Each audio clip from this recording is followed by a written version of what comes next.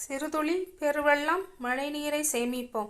Hi friends, எல்லாருக்கும் வணக்கம். நம்ம இன்றைக்கி மணத்தக்காளி கீரை பொரியல் தான் செய்ய போகிறோம். அதுக்கு பார்த்தீங்கன்னா நான் ஒரு கட்டு மணத்தக்காளி எடுத்திருக்கேன்.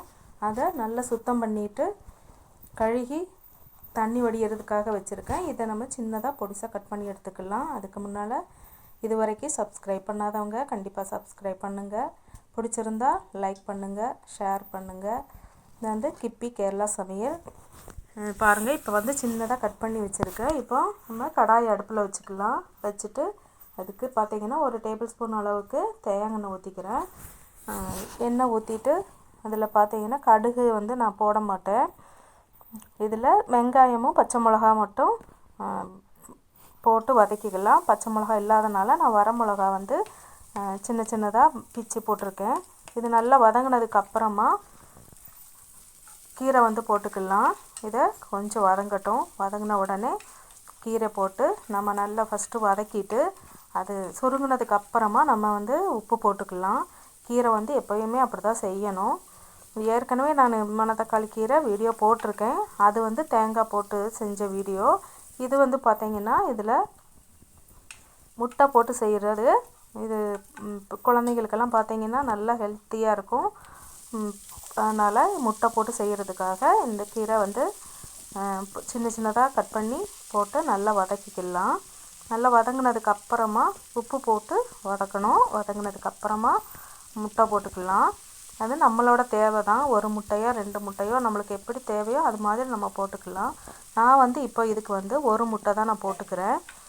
குழந்தைங்களுக்கு முட்டை ரொம்ப பிடிக்கும் அப்படின்னு நினச்சிங்கன்னா 2 முட்டை கூட போட்டுக்கலாம். இது கூடவே வந்து கொஞ்சமாக தேங்காய் துருவலும் போட்டுக்கலாம். நான் வந்து முட்டை மட்டும் போட்டு செய்கிறேன்.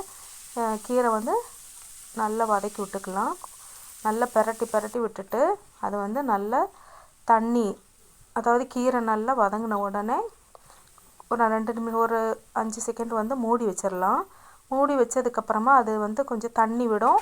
அதில் வந்து வேகும். அதனால் நம்ம வந்து இப்போ உப்பு போடக்கூடாது. உப்பு போட்டோன்னா கொஞ்சம் கசப்பு அதிகமாயிரும். அதனால் பெரட்டி விட்டுட்டு மூடி வச்சுக்கலாம். மூடி வச்சு மறுபடியும் அதை வேக வச்சுக்கலாம்.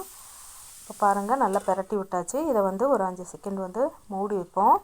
மூடி வச்சோன்னா நல்லா அந்த தண்ணியெல்லாம் பார்த்திங்கன்னா கீரையிலேருந்து தண்ணியெல்லாம் வந்துடும்.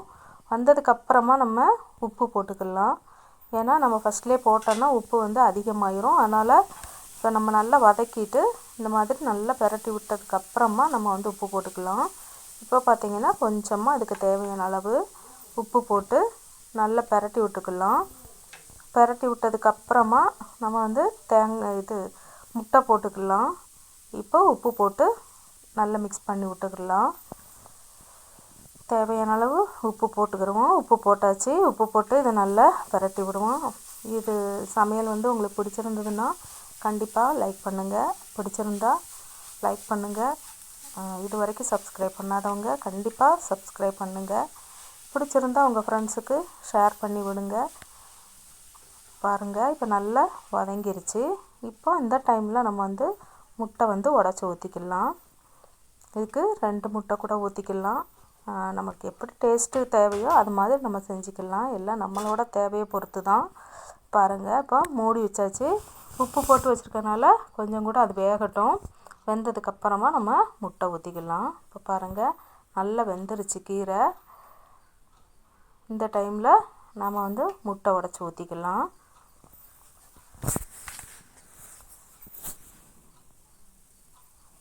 முட்டை ஊற்றுனதுக்கப்புறமா நம்ம அப்படியே வந்து மூடி வச்சு வேக வச்சாலும் சரி, லைட்டாக கீரையில் படுற மாதிரி நம்ம பெரட்டி விட்டு மூடி வச்சாலும் சரி, எப்படி வேணாலும் செஞ்சுக்கிடலாம். இதை வந்து நம்ம லைட்டாக கீரையில் பெரட்டி விட்டோன்னா எல்லா கீரையிலையும் நல்லா ஸ்ப்ரெட் ஆகி அது வெந்து வரும்போது பார்க்குறதுக்கு நல்ல டேஸ்ட்டாக இருக்கும். உதிரி உதிரியாக இருக்கும். வந்து பார்க்குறதுக்கும் நல்லாயிருக்கும்.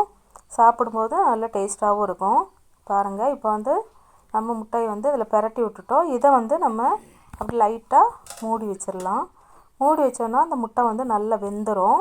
வெந்ததுக்கப்புறமா நம்ம திறந்து நல்லா மிக்ஸ் பண்ணி விட்டுட்டு இப்போ நம்ம தேங்காய் துருவல் நம்ம போடணும்னு நினச்சோன்னா இந்த டைமில் போட்டு எல்லாமே ஒன்றா போட்டு நல்லா மிக்ஸ் பண்ணி விட்டுக்கலாம். இப்போ முட்டை பார்த்திங்கன்னா எல்லாம் பார்த்திங்கன்னா கட்டி கட்டியாக இருக்குது பாருங்கள். இதை வந்து நம்ம கரண்டிலே நல்லா பரட்டி விட்டோன்னா எல்லாம் உதிரி உதிரியாக வந்துடும்.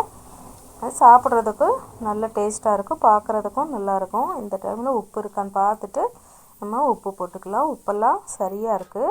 இப்போ நம்ம ஸ்டவ் ஆஃப் பண்ணிட்டு பவுலில் வந்து சர்வ் பண்ணிக்கலாம். இது வரைக்கும் சப்போர்ட் பண்ண எல்லாருக்கும் ரொம்ப ரொம்ப நன்றி. எல்லாருக்கும் நன்றி, வணக்கம், தேங்க்யூ.